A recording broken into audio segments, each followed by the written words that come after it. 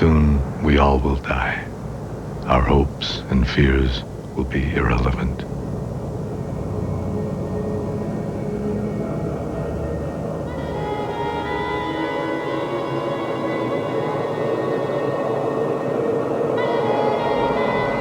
On the luminous continuity of existence, which has no origin and which has never died, human beings project all the images of life and death, terror and joy, demons and gods.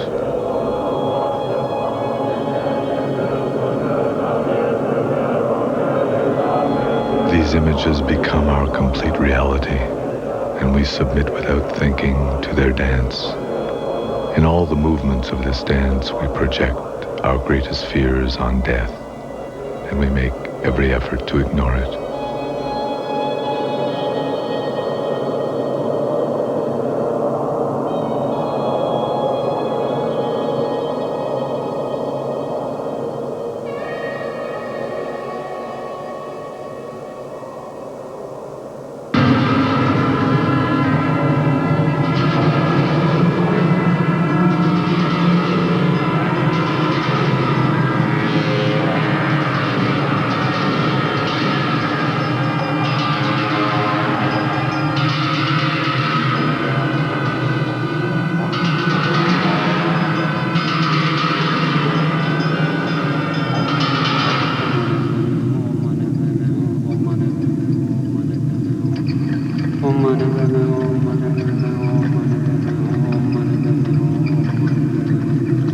Anything that has a shape will crumble away.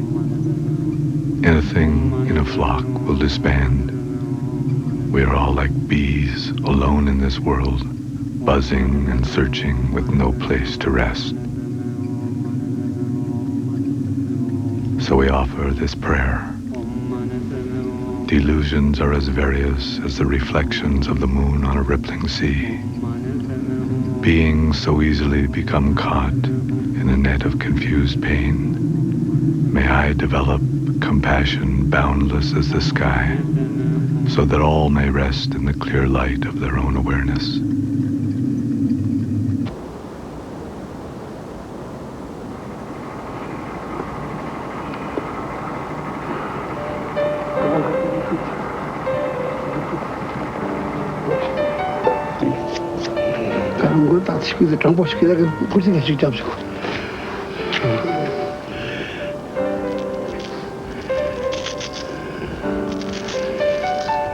This is Tibetan Sering. He is a 13-year-old novice monk.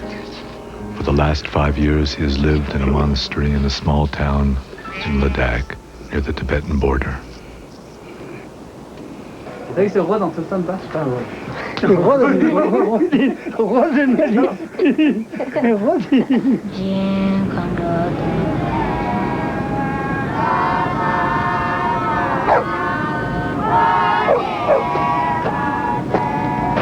This is Tibetan's teacher, Lama Pema Shoden. Like Tibetan, he was born into a poor farm family. He has spent all his life studying and practicing the Buddha's teachings.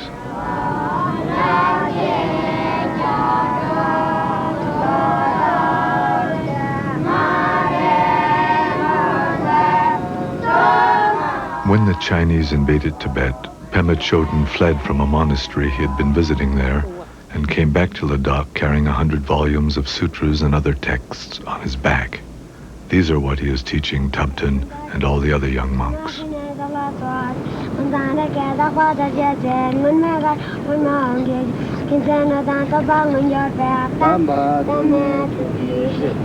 Sutras are the records of the Buddha's words. Pema Chodron shows how they have guided people on the path of awakening for more than 2,000 years.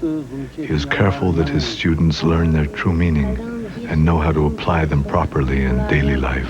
Buddhism is always taught this way, directly from teacher to student, and Pema Chodron teaches just as he was taught.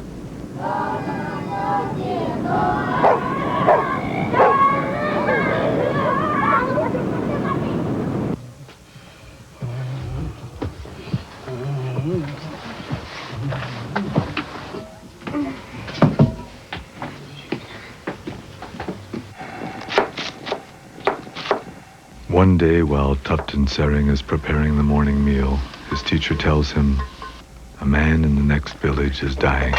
We will leave here early tomorrow so that we can help him. We will be going there every day for the next 7 weeks. We will read the Bardo Todal to him." Then he sends Tupten to the monastery library to find the Bardo Todal.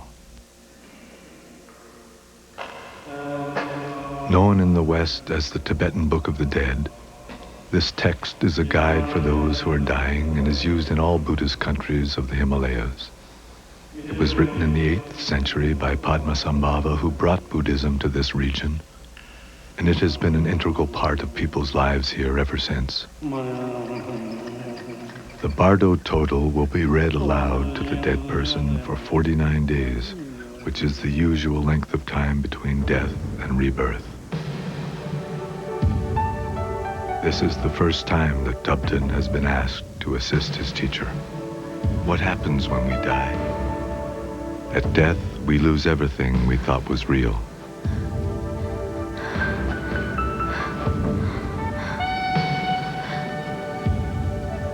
Unless we can let go of all the things we cherished in our life, we are terrified.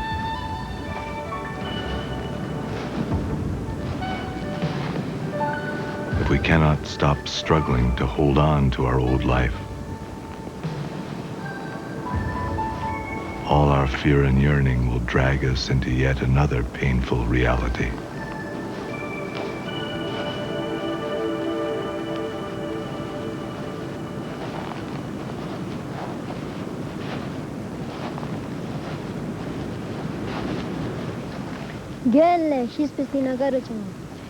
But where does the consciousness actually go? We are always wandering through transitional states called bardos. The name of this text means the great liberation through hearing in the bardo, and it describes the transitions from death to life. As we read the text aloud to guide the dying man, what happens will become clear to you.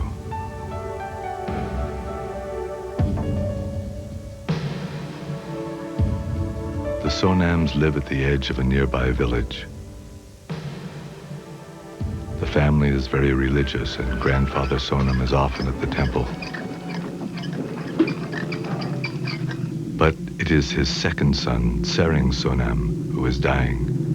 He has been somehow stricken while traveling on business, in spite of the fact that he is only 42.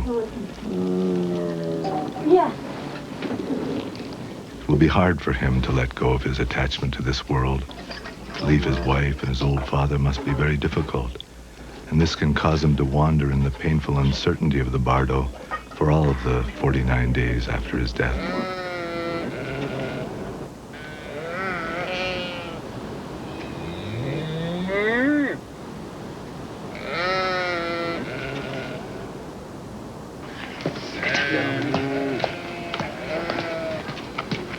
Sakal jume ken. Lanta ho gel me ken.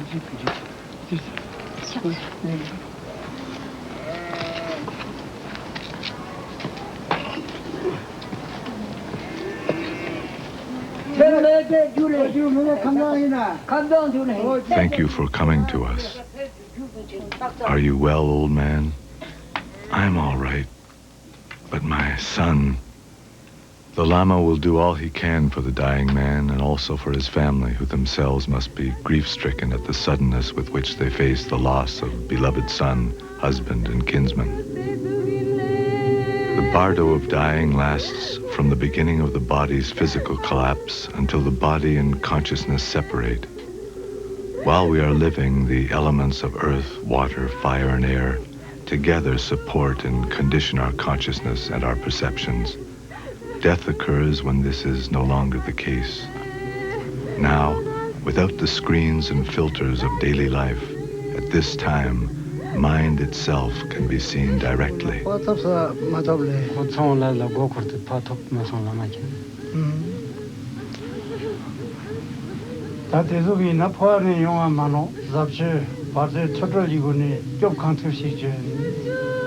We will now begin to read the Bardo Total.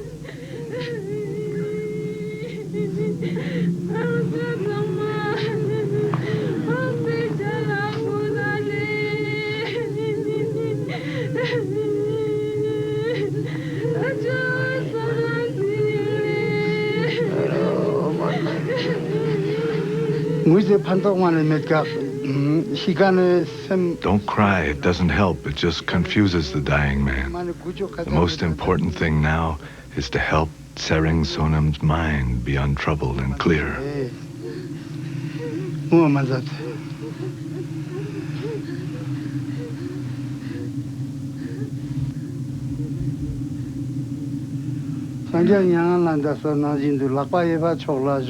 First, move him onto his right side. Then, as in this statue, he will be lying in the same way the Buddha did at his own death. In this position, it will be easier for his life force to become peaceful.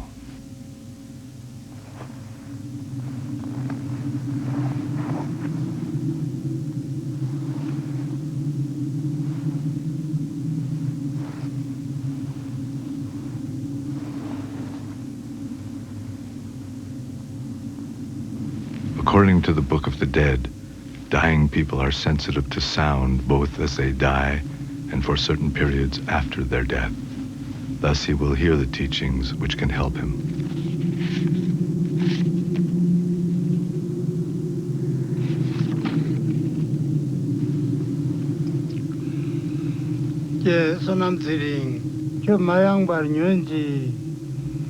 Tsering Sonam, we are here to help you. Tsering Sonam, listen to me carefully. Listen, Tsering Sonam. Now is the time for you to pay close attention. Do not be afraid. You are dying, and the four great elements of your body are collapsing one into the other. It feels as if you are being crushed by mountains, tossed by waves, scorched and carried off by a strong wind. This is the bardo of dying. It is important now to recognize your own nature.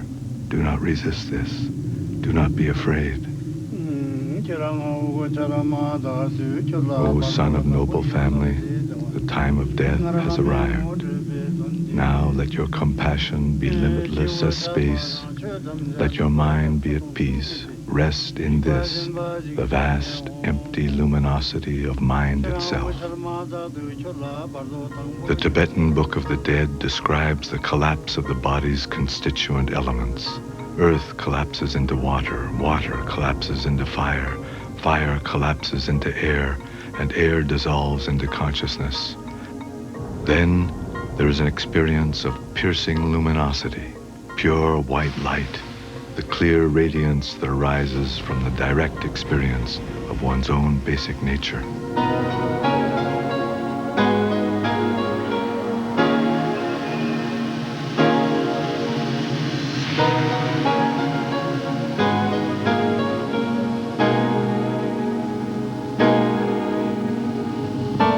Now there is no darkness, no separation, no direction and no shape, only brilliant light.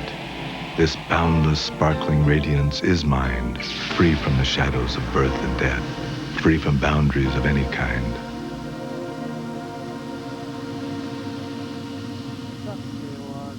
Tsering Sonam, listen. Now all-pervasive light engulfs you completely. All of space is dissolved into pure light. This radiance is the mind of all the Buddhas, all the awakened ones. To recognize this is all that is necessary.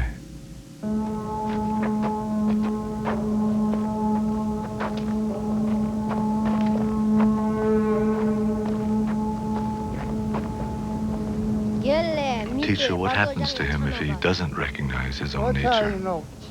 Well, there were definite indications that he did not recognize it. So it is as if he has fallen into a dreamless sleep. Can he still hear? No, but in 3 days' time, his consciousness will hear more clearly than ever before. All his senses, all his emotions will be vivid and intense, and although it will seem to him that he has entered some new reality, it is still just the reality of his own mind.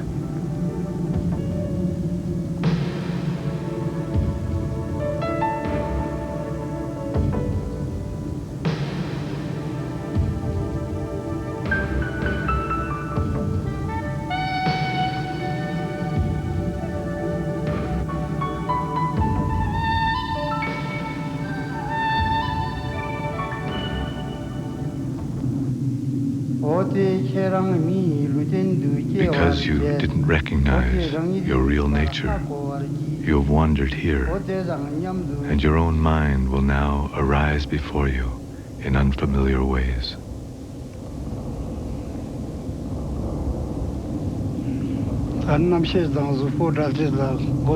Now his body and consciousness have separated. Now the dead person does not know whether he is alive or not. Even so, he can see his family and hear them crying. O Tsering Sonam, listen carefully.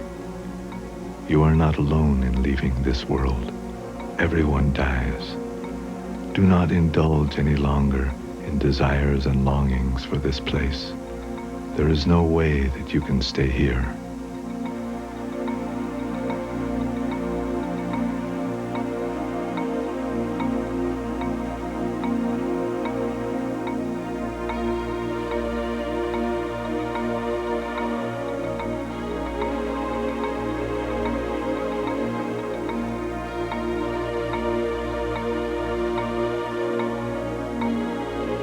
Because the dead person was unable to recognize the luminosity of mind itself, his experiences now take shape out of random imagery from his former life.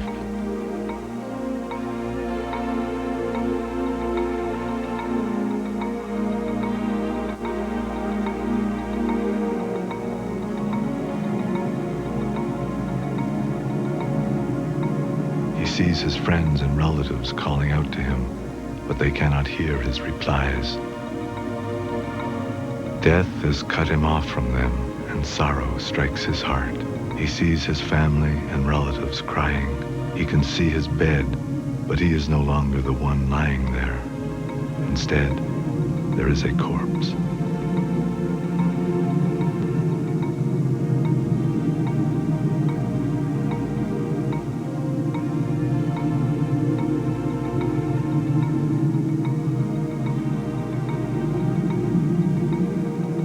Tsering Sonam, listen to me carefully.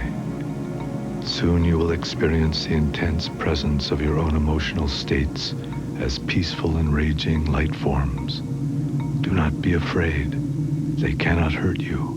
You are dead. Do not cling to the past. Go forward.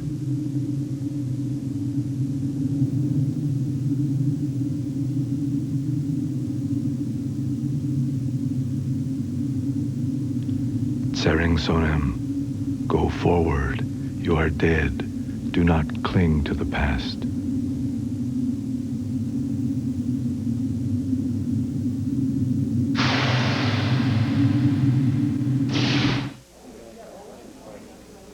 We very nearly had to do this pledge break without me. I could not bear to tear myself away from the monitor in my office. This is some of the most riveting television I've ever seen. The computer imaging of the spirit arising from the body was gripping, held me right in my chair. I don't know that this is programming that's going to change my life significantly. I'm not sure that I'm going to subscribe to the philosophical basis of everything I'm seeing tonight, but I feel privileged beyond belief to be watching this program. This is the first time the Tibetan Book of the Dead has been on Channel 6, and I imagine that it's one of the riskier programming decisions that our programming department has ever had to make. You can call and express your appreciation for the difficulty of that decision and for the privilege of being able to watch a program like this in your own home on Channel 6. When you call, you'll be talking to one of our volunteers from KHOW Radio. The volunteers from KHOW Radio are here with us this evening because of what's happening on your television set, because they believe in media that is able to make presentations like this. I hope that you'll support them for being here, support the programming department here at Channel 6 for bringing this magnificent program into your living room. And I hope that you'll do this for you and your family so that we are able to continue bringing great programming like this. You know, there's just one spot on your dial where you can always rely on seeing programming that is enlightening, that is educational, that is entertaining, in some cases ennobling even, and this may be one of those programs. I often am very busy here doing a pledge break in between the segments where we come to you like this, and yet in this program I have been absolutely riveted to my chair. People are mad at me all over the building for not responding to them because I've just been captivated by this program. Our goal now is 100 new members, 100 additional people who think that the Tibetan Book of the Dead is a good thing to have on your television set, is worthy of support. If you tried to call earlier and got a busy signal, please call back right now. We have phones available, we have volunteers available, and this is just a short thing. It takes just a few moments, and you will be encouraging this kind of programming. You'll be able to watch this kind of programming with the satisfaction of knowing you've done your part. So give us a call. Mason Lewis. You know, Rick, there are many ways to join and many levels to join here at Channel 6. One of the most basic levels is at the $40 level or more. We will send you out the membership kit, which includes the membership card, a coupon book worth several valuable items, a lapel pin that you can wear around the office to show your support of Channel 6, and better yet, Promo Magazine, which is the guide that tells you about all the wonderful programming here on Channel 6. Better yet, how about the $60 level or more? We'll send you the membership kit, and you will also get one of the commemorative coffee mugs that we have here at Channel 6. Be the envy of your office as you walk around with your cup of Java or iced tea or tea, whatever you want to put in your coffee mug. It will show your support of Channel 6. At the $120 level, that's just $10 a month. We'll give you the membership kit, the coffee mug, and you will get the book, the Tibetan Book of the Dead. That's the book that this whole series is based on. It's a fascinating program, and now you can have that book for your coffee table. You know, it's easy to join. In fact, if you'd like to become an instant member, you can charge it on your Visa, your MasterCard, Diners Club, or Discover, and we now accept American Express. It's important that you pick up the phone and pledge tonight, because by picking up the phone and pledging, you're telling us we enjoy this type of programming. We think it's important here in Denver and all over the country, people watching on satellite. This is the type of programming we want to continue to see, and your pledge will make that happen. 623-6666. Let's go down and talk to Margaret. Thank you very much, Mason. It's coming. We're going to go right back, the Tibetan Book of the Dead. And we don't get the kind of opportunity we'd like down here, as you do at home, to watch this without being interrupted by somebody. I think Rick's made that very clear, that to do his job and to watch the program sometimes is difficult. But I was absolutely fascinated. One of the things that was said in the last segment was he was teaching him how to go from death to life. You usually hear it the opposite way around. What a wonderful program. Remember, at the $120 level, you add this book, the Tibetan, the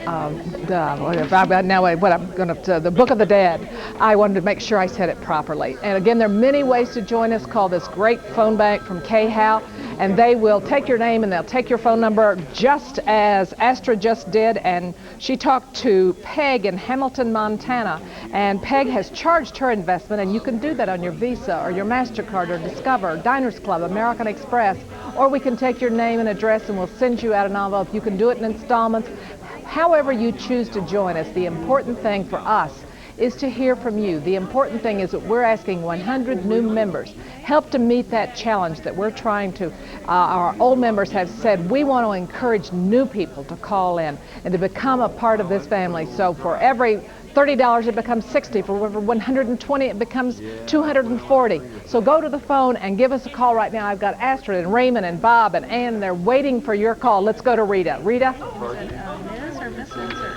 Good evening. I'm Rita Lovato, and I'm here. Michael Spencer has gone home to enjoy the rest of his evening after having done his part. I'm here now to do my part on behalf of Channel 6, and we want you now to do your part to support the best of television in Denver. And also, those of you who are on in the other areas of the country that watch us, you're invited too. We're looking for 100 new members during this particular pledge break in the Tibetan Book of the Dead. It's a wonderful program, and we want you to show your support of Channel 6 by calling and pledging during this pledge break to show your support for the kind of quality programming that you only get on Channel 6. You can join at the $60 level or more, and you'll receive a wonderful membership kit. It will include all of these items: Channel 6 lapel pin, a Channel 6 membership card, a Channel 6 coupon book and promo magazine, plus a beautiful Channel 6 mug. So we want to tell you again that this is an investment, and you get not only the programming that you like to watch here on Channel 6, but also these little incentives that we hope will encourage you to call right now and show your support for Channel 6. If you are in a position where you can pledge $120 or more, you will get the membership kit plus the coffee mug. Also, you will receive the book, the Tibetan Book of the Dead, which will allow you to examine all the philosophies and all the ideas presented in this wonderful program at your leisure in your own home, and be able to look at the lovely illustrations and really take part in a culture that is very hard to pinpoint without a lot of study. In this program, you can do that by watching it. And if you pledge at $120 or more, you can take it home with you, and you'll be able to do it there too. So please call right now and pledge your support for Channel 6. And remember, you can apply in any kind of membership form with any of your credit cards: Discover, Visa, MasterCard, American Express, and Diners Club. Rick, how are we doing? Rita, we're doing well, but we need to do better. We've had several calls, but we need to hear from several more. Our goal is 100 new members during this program. We're up to 32 right now, so we're still quite a ways away from halfway there. I want to thank some of the people who have called. Thelma from Denver has called, and Pamela from Junction City, California, and Susan from Longmont, and Julie from Eagle, and Nick from Ashland, Oregon has called, and Dennis from Denver. We thank you, each and every one. And if you haven't called yet, we really are waiting to hear from you. $120 membership is the membership kit, the coffee mug, and the Tibetan Book of the Dead is our thank you gift to you. Pick a level that's right for you and give us a call. As someone suggested earlier, I bet it will help your karma. Here's Mason Lewis. You know, Rick, commercial television that you see in Denver is all supported by their advertisers, and public television is not. You won't see commercials here on Channel 6. The only way that we can bring you this type of programming is by you becoming a member and pledging at hopefully the $120 level. People like Susan pledging at the $120 level. Thank you from Aspen. Cynthia in Kenesgwa, maybe Iowa. It's a town in Iowa. We don't know how to pronounce the name, but nevertheless, you joined us tonight. Thank you, Cynthia. Judith in Estes Park. Dixie and Vale, thank you for your pledge tonight. Kay, thank you for calling from Sterling. Lori and Golden, and Lester and Greeley. All of you are joining tonight. We are aiming for 100 new members. We need 62 more of you to join. Join at the $120 level tonight, and we will send you the membership kit, the coffee mug, and the book, the Tibetan Book of the Dead. Please give us a call right now. Let's go back to Rick. And let's tell you that we will tell you that the membership drive, again, we're aiming for 100 tonight, and we have 62 more to go. We need you to pick up the phone. Right now we have many people here available to take your pledge, so now's a good time to get through. 623-6666 is our number, 1-800-274-6666. Let's go down to Margaret now. Thank you, Mason. I want to tell you that David's called in from Denver, made a pledge in memory of his daughter, Jessamine. We're very happy to have you, David, with our family to remember your daughter. Mary Ellen from Dillon has called in from Arvada. We've heard from William and John from Silverthorne, Colorado, and Deanna from Denver, and Troy from Denver, and Raven from Denver, and Scott from Sedalia, Colorado. Great programming. And we're very happy to bring this kind of programming, but your call, your endorsement of this program guarantees that we'll try to go out and find more programs like this. You're going to sit back and enjoy this last portion of the Tibetan Book of the Dead. Thank you very much. Channel 6 thanks Peaberry Coffee for providing all our volunteers and staff with fresh ground, piping hot gourmet coffee each night of the membership festival. Peaberry Coffee is located at 4781 Elati Street in Denver. Thank you, Peaberry Coffee, for your generous support of Colorado's award-winning Channel 6.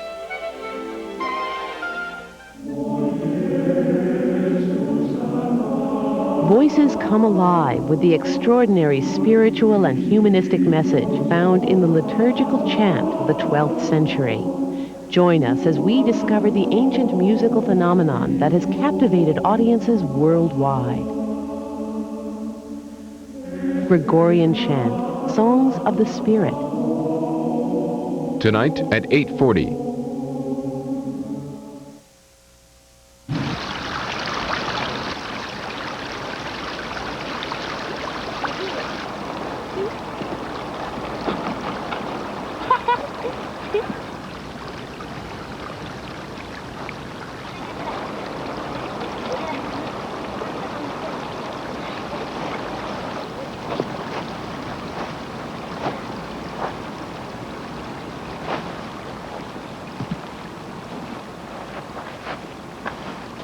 Pema Chodron teaches that though this world seems stable and solid, nothing here is permanent.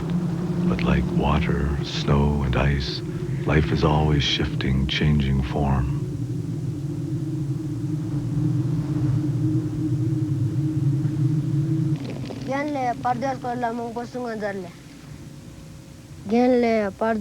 Please tell us more about the bardo.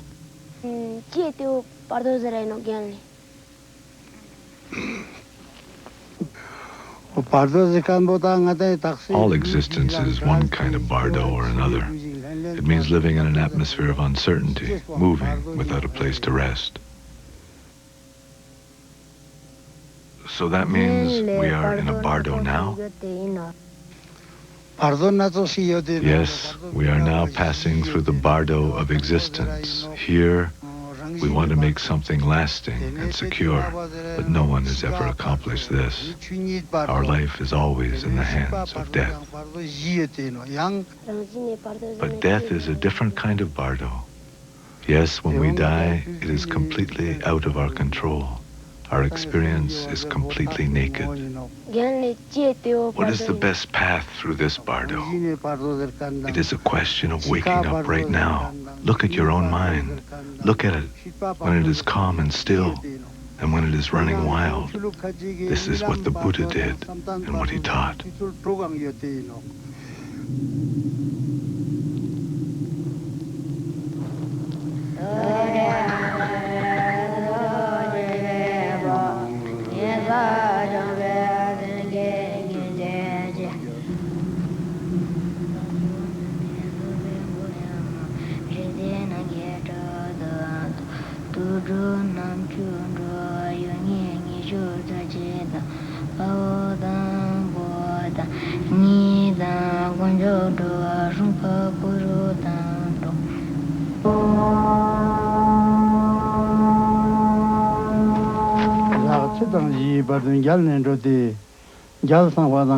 Tsering Sonam, listen carefully. You do not know who you are or where you have been. Now you will meet your mind in the form of projections which seem vivid and entirely real. Now you will see penetrating blue light shining all around you. This is the essence of consciousness itself, Buddha Vairochana. His wisdom is like a mirror, reflecting everything. He is the form of consciousness in its complete purity.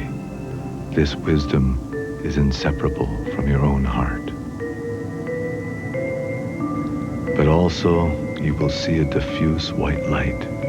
Avoid it. If you follow the allure of the soft white light, you will find yourself ensnared in the temporary pleasures of being born as a god, living in lordly ignorance of the passage of time, yet subject to unexpected death.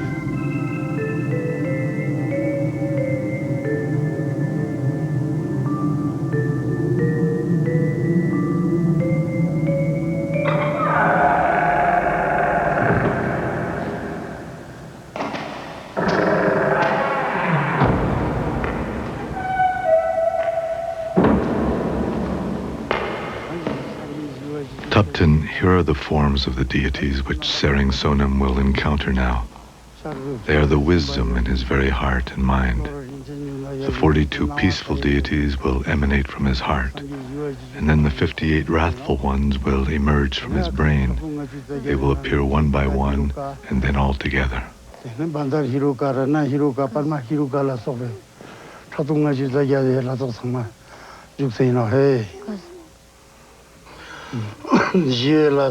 The peaceful deities are complete, immovable, invincible. If he cannot bear to enter their vast benevolent space, if he cannot let go of self-centeredness and fear, these deities will become terrifying, wrathful ones who drink the blood of his ego clinging and crush all his delusions. If he recognizes them as an expression of his own mind, they are the unsparing face of wakefulness.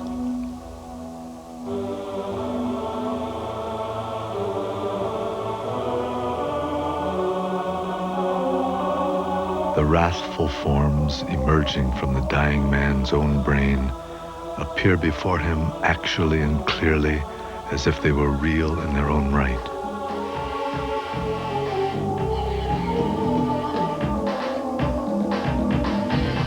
The terror and anger he feels are his own efforts to evade being completely awake. He wanders uncertainly in the landscape of his own mind. If he recognizes this as his own projection, liberation is instantaneous.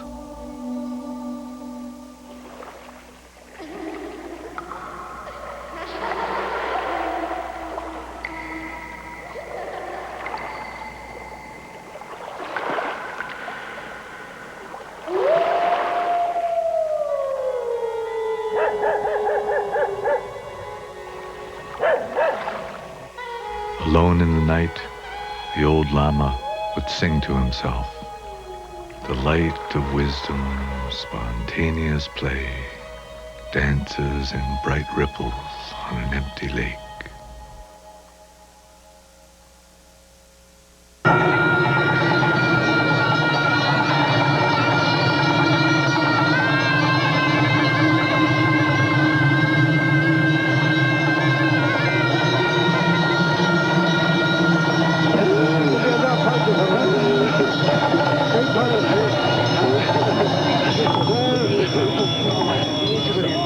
Days after his death, Sering Sonam's body is cremated.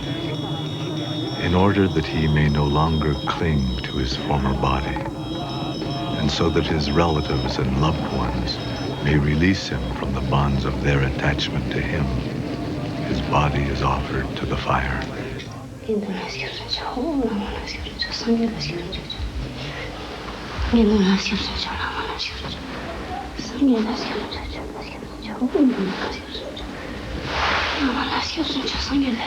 I take refuge in the Buddha. I take refuge in the Dharma. I take refuge in the Sangha. Sering Sonam's widow makes this prayer not just for herself and her husband, but for all beings to be released from suffering.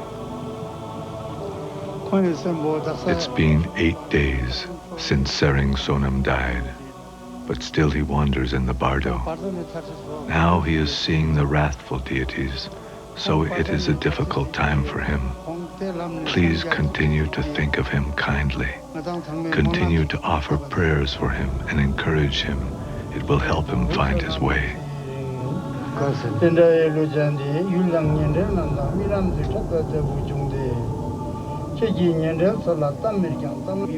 Sering Sonam, now pay attention. Do not be afraid or bewildered. The great wrathful ones are now appearing before you. They are the presence of your innate wisdom, the vivid form of your own wakefulness. Recognize them as a reflection of your own mind.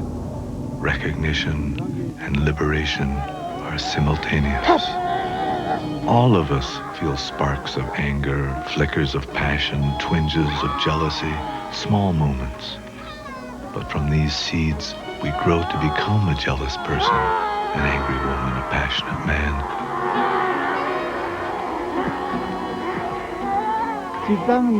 We say, this is what I am, and we act accordingly. But these are just our masks.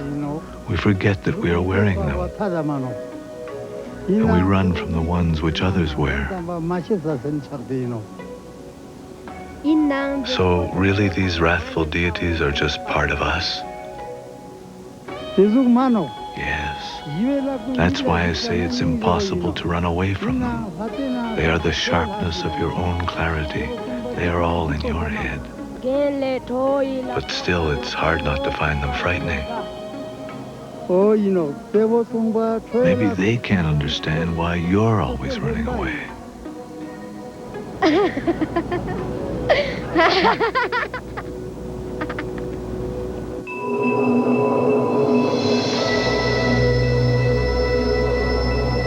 Then, all together and all at once, the peaceful and wrathful deities come before the dying man, filling the whole of space. If he does not recognize these as his own projections, then they transform into the terrifying image of the Lord of Death, with gnashing fangs and glassy eyes.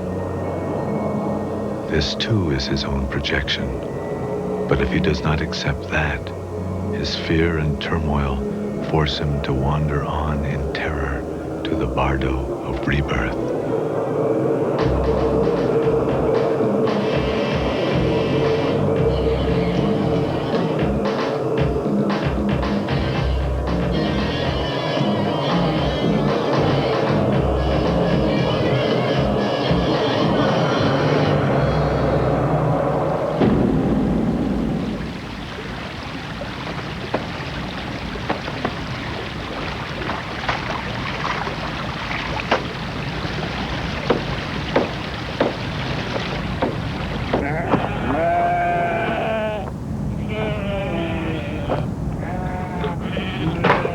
When Tsering Sonem was alive, he was too busy to look closely at his life. Now 3 weeks have passed since his death. Drawn on by the stream of his old habits of mind, he still cannot recognize his own basic nature. Now he has left the bardo of the nature of mind. Again he is lost and wandering, so now he seeks to end his suffering by being born into a solid and familiar place. Now in the bardo of rebirth, all his senses have become extremely acute, and his consciousness is like a body without substance. In this body, the dead man, by a mere thought, can travel anywhere. As if he had miraculous powers, he can pass through mountains or circle the universe. He can enter anywhere, but nowhere can he rest.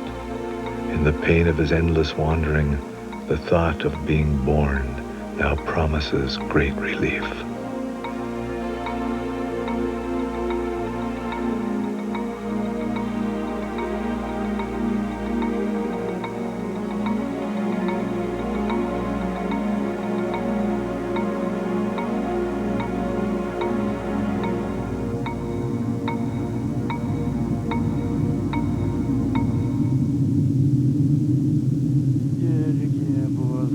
Tsering Sonem, listen carefully.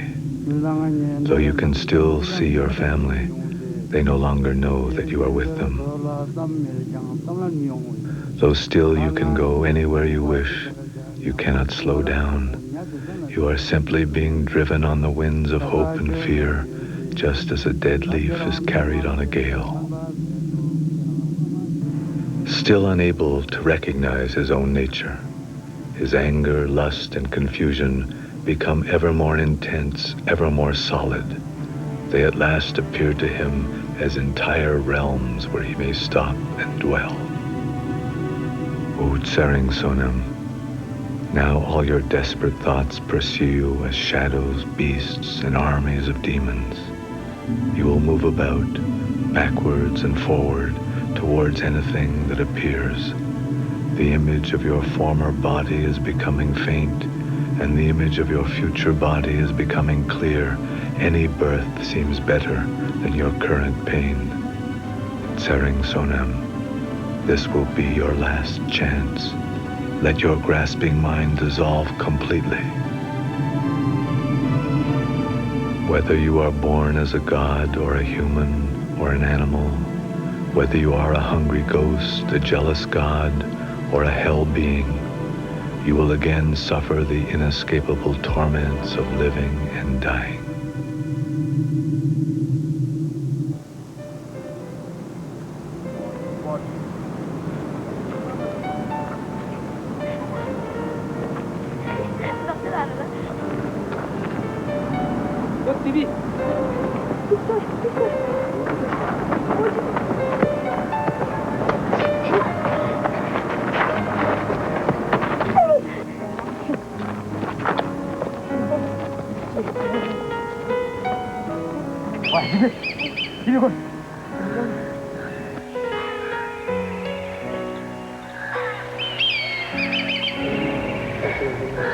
Since everyone is caught in these bardos of suffering and delusion, what can we do?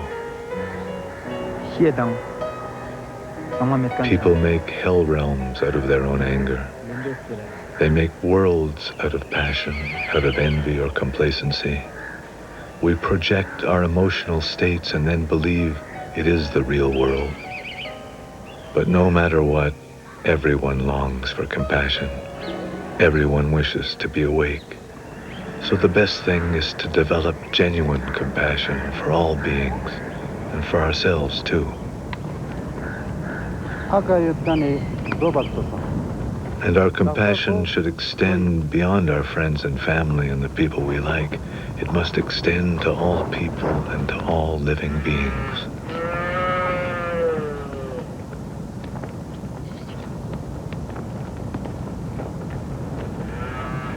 Somehow it seems if we don't truly care for others, we can never know our own minds.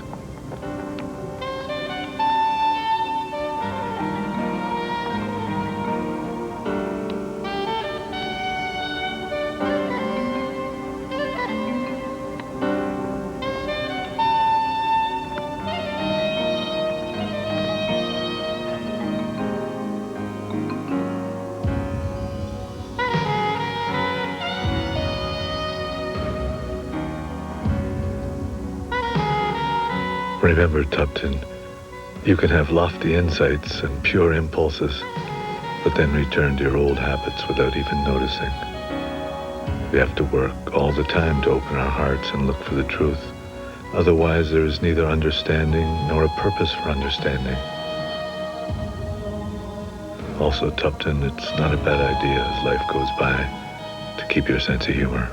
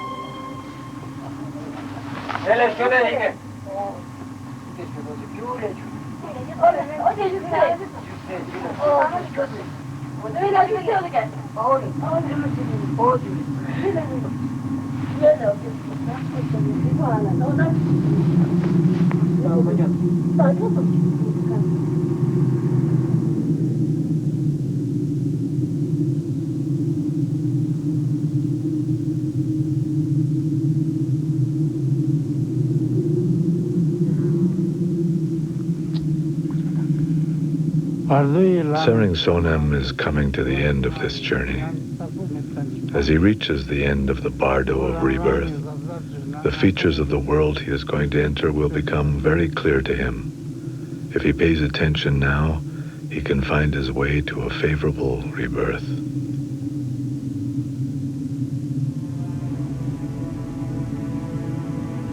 Tsering Sonam, listen carefully. You are now on the path to rebirth. Choose carefully where you are to be born. In all the possibilities that are present for you, choose a good human birth in a good place so that you can continue on the path to recognize your own mind. Even though you are desperate for a home, a dark cave in a forest may well lead to a birth in the animal realm.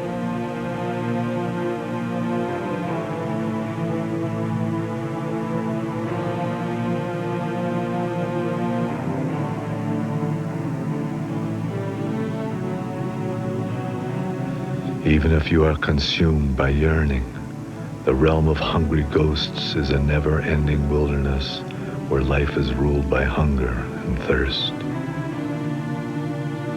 Rage, bitterness, and anger open all the images of hell. The gods may command all the pleasures of the senses, but their death comes as suddenly as an unpleasant smell borne on a summer breeze.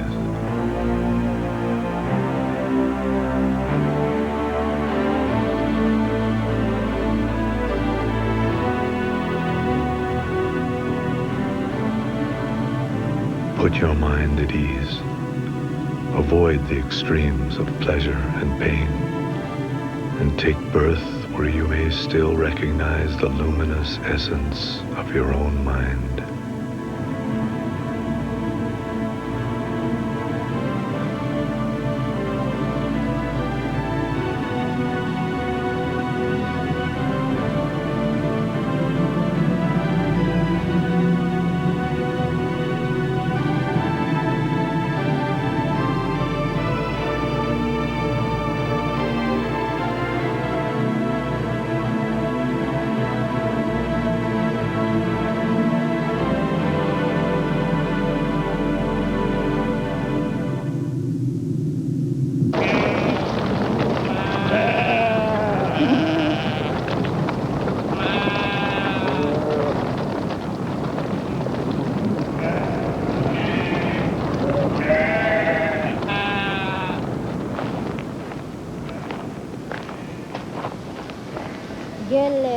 Will Tsering Sonam remember much of his journey when he is born again? No. He may be more sensitive in some ways, but he will still be starting out new.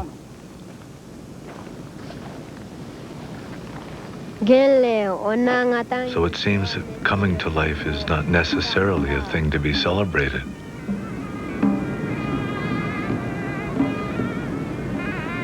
Just as death is not always something to be mourned, being born is not necessarily a joy in itself. Then what is the meaning in our journey through life and death? Seeking the truth and practicing compassion, that is the way life becomes meaningful.